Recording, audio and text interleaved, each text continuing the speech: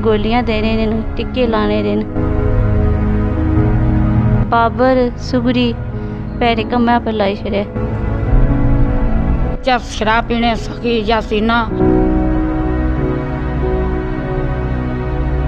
पहला मर जाने की जेल च कराया ने।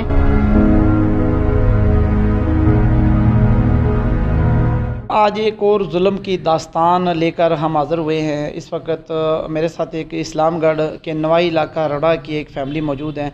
एक मज़लूम औरत मेरे साथ मौजूद हैं जिनके साथ मुबैना तौर पर इज्तिमाई ज़्यादती का वाक़या पेश आया। थाना इस्लामगढ़ में मुकदमा भी दर्ज कर लिया गया है। इस वक्त ख़ातून मेरे साथ मौजूद हैं, इनसे जानते हैं असल हकीकत क्या है, क्या मामला हुआ और किस तरह इनके साथ ये ज़्यादती का मामला पेश आया। माना सानिया सुना सानिया है तो थोड़ी तफसील दसोगे क्या वाक़या पेश आया, कितना अरसा पहले और किस तरह आया? वाक़या ये होया इन्ना बुलाइया खड़िया है जो बच्चे खर्चा शर्चा देसा सारा कोई करसा फिर बाद च इस तरह पैरे कम्मै पर लाई छड़े। केड़े बंदे सन, क्या क्या नाम उन्होंने? बाबर सुगरी दानशा ते यासीना शाहिद ते इस्लामगढ़ इत्थे बाबर ने घर आए सन। इस्लामगढ़ केड़ी जगह रहने ने? हैदराबाद। पहला मर जाने की जेल च कराया ने, फिर मुड़ी का बाद च मिगी खड़िया ने।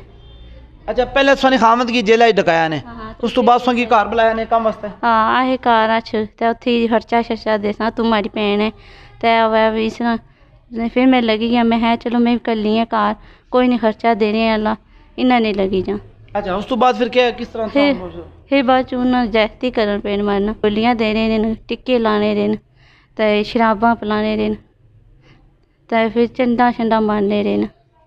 अच्छा, तुसां इस हवाले ना कोई थाने च पुलिस वालें की कोई रिपोर्ट की या कोई महल्ले ने बंदियां की किसी की दस्या? जे कल कल रिपोर्ट दी है थाने। अच्छा, थाने वाले क्या आख्या, कोई मुकदमा दर्ज किया? उन्होंने दर्ज किया ना, उन क्या पता कोई बंदा गिरफ्तार होया? कोई नहीं होया। अच्छा, मैं नहीं आई, इंसाफ करो मारा था और कुछ नहीं। 4 महीने के माड़ी नूह के उत्था डकी रखा ने, फोन खोई रखा ने ते अंदर उत्था डकी रखा ने, वेली बदतमीजी करने रहे। थाने वाले कोई नहीं चानस चाहने तो ना कि मैं गरीब बंदा हाँ ते माड़ी को मदद करो, मैं इतनी गरीब बंदा, ये बंदे बहुत भैड़े न। चाहे शराब पीने सखी यासीना शायद ते दुआ जड़ा सखी ना मुड़ा बाबर दानशाह सुगरी ये घर आने रहे, 4 शराब पीने रहे तो माड़ी नूह की छुरियां चक्कू दसने रहे। को नहीं थाने वाले चाहने साड़ा नोटिस है ना कि मैं गरीब बंदा, माड़ा को नोटिस जाओ, माड़ी इज्जत है, माड़ी नूह है, माड़ा पुत्र है उत्था जेल ना डकाया तो बुलाया निवार नावा करा तो बदतमीजी की ने माड़ी नूह नाल, माड़ा इंसाफ करो। ये तुसां दसने पे कि मेडिकल रिपोर्ट के मुताबिक उसमें प्रेगनेंट भी आओ, ठीक है? सो कितना अरसा पहले पता चलिया, फिर किस तरह उस वाले नाल मैं बाद च जिसलै उल्टियां लगियां ना उसलै उन्हें पता लग्या ये बीमार हो गया। अच्छा। फिर उसलै कड्डी छड़िया ने घरों। अच्छा, उस तो बाद सुई घरों कट छोड़िया?